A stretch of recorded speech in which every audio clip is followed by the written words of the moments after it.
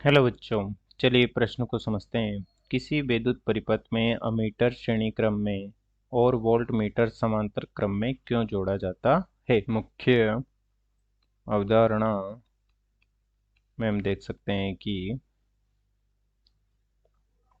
इस प्रकार से कोई परिपथ है जिसमें प्रतिरोध R जुड़ा है तथा यह V वोल्ट के स्रोत से जुड़ा है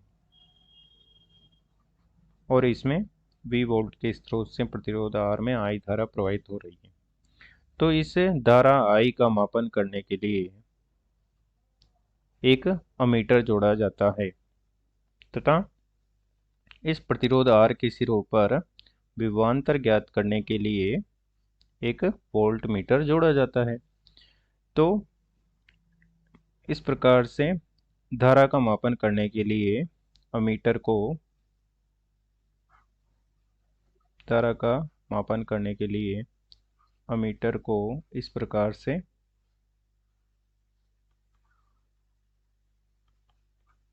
श्रेणी क्रम में जोड़ा जाता है। प्रकार से श्रेणी क्रम में जोड़ा जाता है।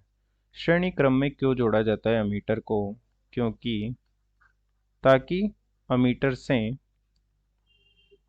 संपूर्ण धारा I प्रवाहित हो सके, संपूर्ण धारा I प्रवाहित हो सके। क्योंकि यदि हम इसे समांतर क्रम में जोड़ देंगे तो वहां पर उसकी दो शाखाएं निर्मित हो जाएगी। माना कि इस प्रकार से हमने जोड़ दिया। माना कि ये प्रतिरोध R है जो कि V वोल्ट से जुड़ा है और हमने इसके समांतर क्रम में एक अमीटर को जोड़ दिया और इसमें जो I धारा प्रवाहित हो रही थी वो I धारा इस शाखा के बिंदु पर, जहाँ पर इस परिपथ की दो शाखाएं हो गई है, इसमें से I डैश धारा परिपथ में ये अमीटर A में चली जाएगी और I माइनस I डैश धारा प्रतिरोध में से प्रवाहित होगी। तो जितनी धारा अमीटर में से जाएगी उतनी ही धारा का मापन हो पाएगा। इसलिए जितनी संपूर्ण धारा का मापन करना है तो उसके श्रेणी परिपथ में हम अमीटर को जोड़ देते हैं। अतः अमीटर को श्रेणी क्रम में जोड़ा जाता है। श्रेणी क्रम में जोड़ा जाता है ताकि संपूर्ण धारा उसमें से प्रवाहित हो सके। अब इस प्रतिरोध R के सिरों पर हमें विभवांतर की गणना करनी है।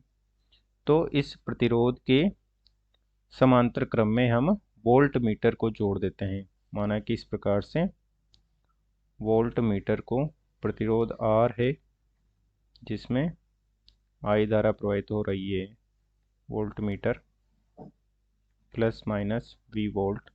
तो इसके समांतर क्रम में वोल्ट मीटर को हमने जोड़ दिया।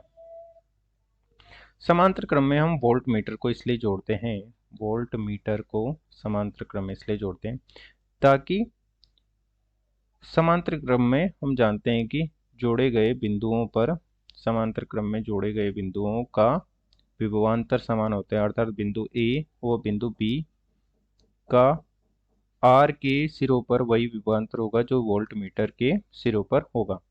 तो VA प्रतिरोध के लिए, जो VA बराबर VB जो प्रतिरोध के लिए होगा, VA माइनस VB, अर्थात हम कह सकते हैं कि डायरेक्ट प्रतिरोध के सिरों पर जो विभवांतर होगा, प्रतिरोध के सिरों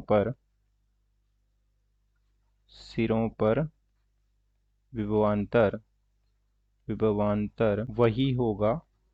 वही होगा जो वोल्ट मीटर के सिरों पर होगा, वोल्ट मीटर के सिरों पर होगा क्योंकि दोनों समांतर क्रम में जोड़े गए हैं।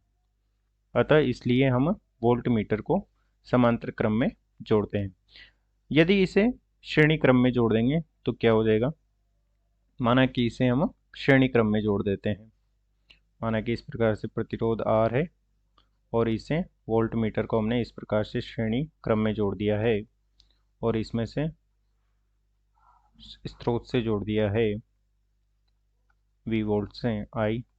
तो इसमें पहले प्रतिरोध के सिरों पर वोल्टेज ड्रॉप हो जाएगा, माना कि IR वोल्टेज ड्रॉप हो जाएगा और विभवांतर के सिरों पर V minus I R voltage का ड्रॉप हो जाएगा, अर्थात वोल्ट मीटर के सिरों पर केवल V माइनस आई आर विभवांतर ही प्राप्त होगा, जिससे कि इस प्रतिरोध के सिरों पर विभवांतर नहीं आया है, केवल वोल्ट मीटर के कारण जो विभवांतर होगा वही हमें ज्ञात होगा।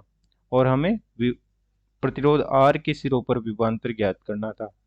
तो प्रतिरोध R के सिरों पर विभवांतर तभी ज्ञात किया जा सकता है जब हम इसे प्रतिरोध R के समांतर क्रम में जोड़ें, और जब हम समांतर क्रम में जोड़ते हैं तो प्रतिरोध R के सिरों पर जो विभवांतर होता है वही विभवांतर वोल्ट मीटर के सिरों पर हमें प्राप्त होता है, क्योंकि दोनों समांतर क्रम में हैं।